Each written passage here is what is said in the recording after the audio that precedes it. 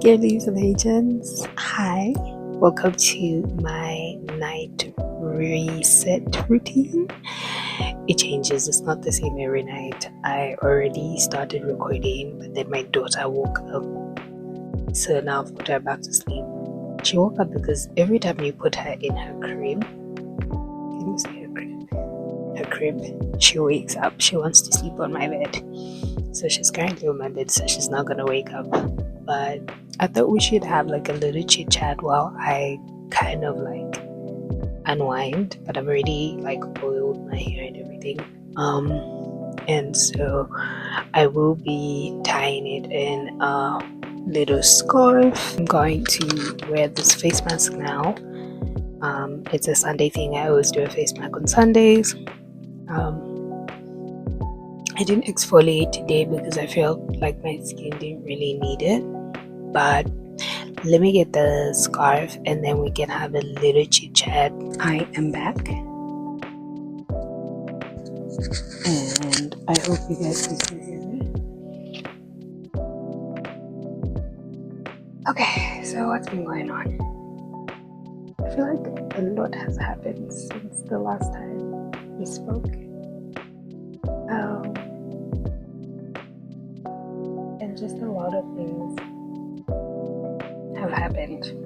For starters, I'm a mom, which is exciting. It wasn't exciting before, but I'm excited now that I'm actually a mom. I think it's the best thing that's ever happened to me. I can't imagine my life without this little munchkin who's an interesting character, my dad. I'm gonna put this back because I don't want him to get any of these honey stuff on it. But I'm clearly not great on multitasking. I am, but I'm also not, especially when I'm tired. I'm not well between the two. And I will not tell you which one I am at the moment. Just know it's one of the two. Am I the only person who finds this like very uncomfortable to touch? I know like this is going on my face, but still it just feels like so icky and gross. It's like, okay, Miss Ma'am, you're about to put it on your face. What do you mean? Icky and gross. It's just the texture. It's just, it doesn't feel right. It's not right. It's not right at all. It reminds me of like mushrooms, and I don't like mushrooms. I find it just disgusting. Especially the white ones. They're like very like slimy and gross. This is so crazy. So I have 10 minutes of this face mask on my face, and I thought we can get into, I think maybe let's make it 10 things I've learned since I've been away. Number one, I learned the hard truth about real friendship and who you can trust in this world. It was a hard pill to swallow, but you know, you really start to see who your real friends are when life starts to spiral, and I really got to see that. And I think once I stopped wallowing and just accepted the reality of like certain people who I thought were my friends weren't my friends, and just, you know, shake it off and just keep going, because that's the reality of life sometimes, you know. And yeah, on the way I ended up making real friends. So I guess lesson number one is the typical phrase, don't judge a book by its cover. Try not to wake up. So yeah, I kind of felt like when I met people, it's like we were friends, but like when I disappeared, it's like the friendship was like not there. And when I did need help, like when I genuinely wasn't okay, or when I really needed community, they were nowhere to be seen. So I felt like the hardest thing for me, especially as a Christian, was not taking that and connecting it with God, and really just took it as at the end of the day, human beings are flawed. It has nothing to do with who God is. So yeah, and I took it like that, and I moved on, and I realized that that's just how the world works. Some people are good, some people are not. There's gonna be people who are genuinely there for you, and there's gonna be people who are genuinely not gonna be there for you. But you just gotta keep moving. But God is definitely there for you. Okay, lesson number 2. As I move my lip, because I can't speak. Lesson number 2, I finally stopped caring. And this sounds crazy, but I mean in terms of people pleasing. I used to be such a people pleaser that it put me in a point where I had a counseling session, and afterwards I had to accept. And I remember sending in this message, but I accepted certain traits that were not me, but to please this particular person, so that, for the sake of peace. And I remember feeling, I don't know how I felt. I felt like a hypocrite, but I also felt like I just stabbed myself in the stomach or in the back. It just didn't. I hated that. I hated that I had to do that just for the sake of peace, or for the sake of like moving on. Yeah. So people pleasing, yeah, I had to learn to not care. And I think also being a mom teaches you that a lot, because you get to realize that, number one, you get to realize that your child is your everything, your responsibility, number one. And not people are not going to understand that, which is so interesting. But that's fine. Like, that's besides the point, because like, it's your baby, so don't expect other people to hear about your baby. But yeah, like parenting really teaches you to like look out for your own, but also it teaches you how to protect your peace for the sake of your own. Because once your peace is tainted from the outside world, and you bring that energy home, your baby can sense that. Your baby can sense when you're not okay. And as a mom, it's so crazy because they're super sensitive to our emotions and stuff. So I really had to learn to protect my peace by all means necessary for her sake. But long term, it ended up being also for my sake, because now I ended up like just doing so much better mentally, and being able to, I'm still on my medication, of course, but I haven't had like intense episodes of anxiety. I've had episodes, but they've not been like as bad as they were before. And then I realized what the root where some of those episodes were coming from. I just had so much that I was harboring in. Yeah, I'm gonna take this off now.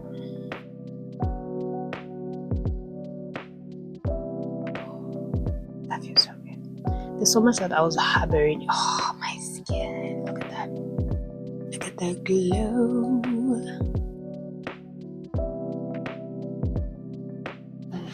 Take a moment for that. Let that blend in. But yeah, I had to stop people pleasing. That required me to learn to just not care about what the outside world thought, and protect my peace by all means necessary. And that was number 2. Number 3, I had to learn to forgive. Easier said than done. Forgiving is actually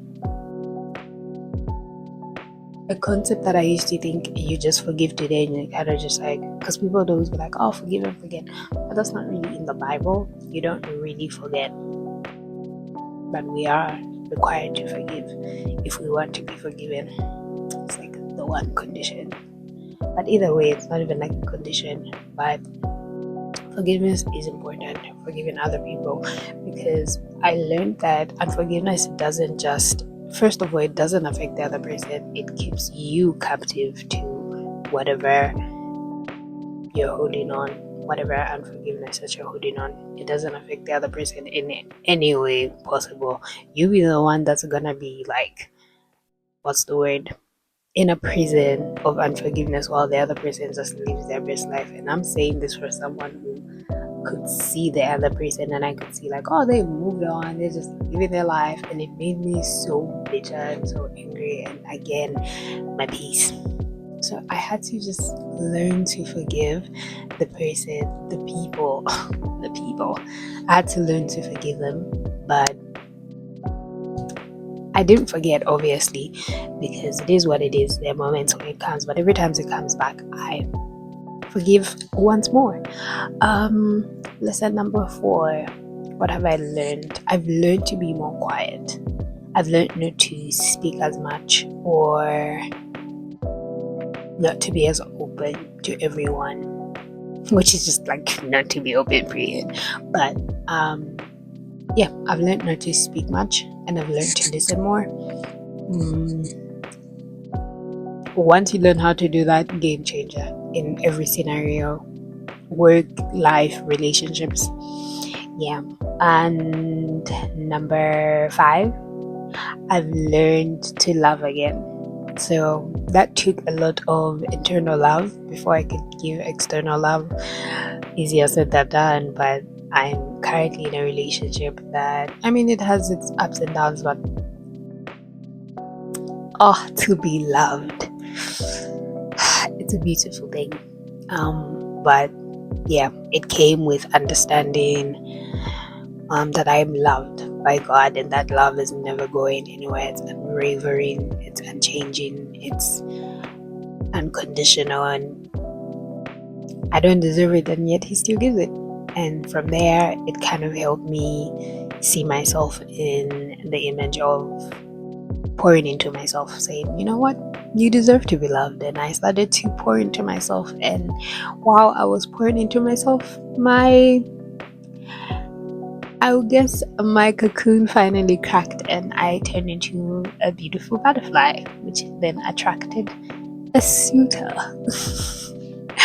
Lesson number 6. Try new things. I've learned to try new things. I've learned to collaborate with people, brands. I've learned that I love to actually be outside. I used to think I was an indoor person, mainly because I just didn't really like the uncomfortable scenarios of having to be around people and pretend to be okay or happy or comfortable. But yeah, I learned that being outside doesn't have to mean crowds. Being outside could mean art galleries, and absolutely enjoying art. I love art. Trying to get back into it, so there's that. And bowling, I did lose to my boyfriend miserably, but it was still fun to get to play. And my previous community, we did go bowling as well, and I did kill it. But yeah, that was number 7. So lesson number 8. It's okay to start over. There's no time stamp of when you should do what at what age. So yeah, I'm 26 now, and I started over. I'm in the process of relearning who I am. I feel like that's something that you don't stop, because once you become a mom, you're like a whole different person. Once you cross a different age, it's a whole different milestone. So the learning keeps on going, it keeps on coming. It just comes with different challenges, different obstacles. Yeah, so there's always learning, there's always growing, and I'm here for it. I'm learning to love the new version, not the new version. I'm learning to love the version of me that I keep becoming. That was number 8. Lesson number 9.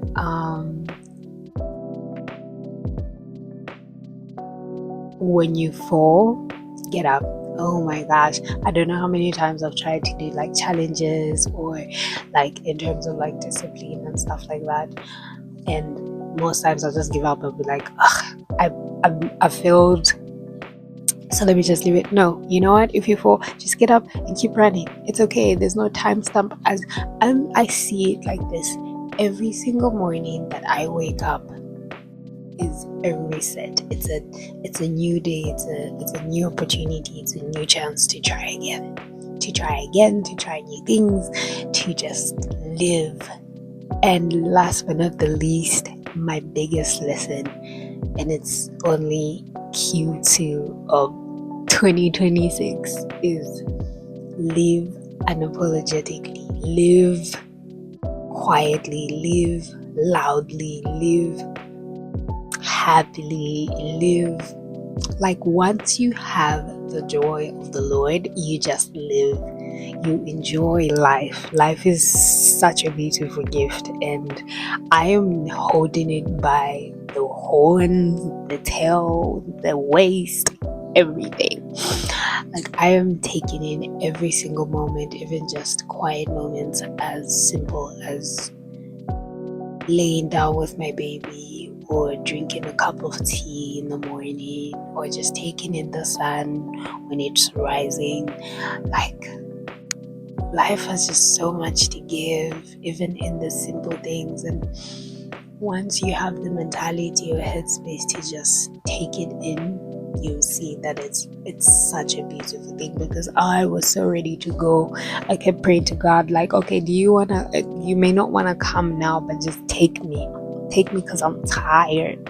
But you know what, I may be tired, but there's so much to see and so much to do that I haven't done, that I can do. You know, we, especially in Zambia, are more privileged than other countries. We can go and read our Bibles proudly anywhere. So you could have your Bible date, you can go and speak to someone about God, you could go and sit in silence, you could, there's just so much opportunities. You can go and start your own business.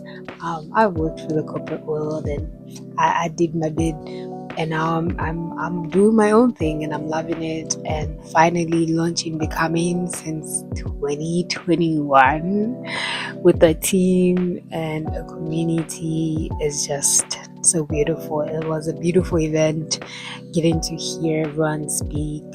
I don't even remember what I said, because like just having to get up and stand in front of people, I wanted to run away, but it was my event. And just I was just so thankful that things happened the way they did, and the people who were there came through. And yeah, the rest has definitely been needed, but I'm excited to see what this week has in store for us, and where this project goes, and just what God does. I hope you enjoyed this video. I would love to hear in the comments what your favorite thing, or what your favorite lesson is so far in 2025, or which one of the ones that I mentioned resonated with you. Otherwise, this is gonna be a good night for me, because I have an early morning tomorrow, because I'm going to the gym. One of these 5 days I'm gonna take you to the gym with me. But I'm gonna say good night, love you, and see you next week.